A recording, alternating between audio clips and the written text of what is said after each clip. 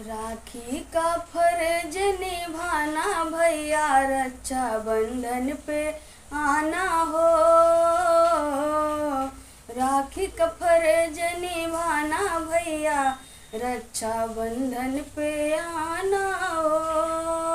आप भी आना संग में भाभी को भी लाना, आप भी आना संग में भाभी को भी लाना। घरवा के रौनक बढ़ाना भैया, रक्षा बंधन पे आना हो।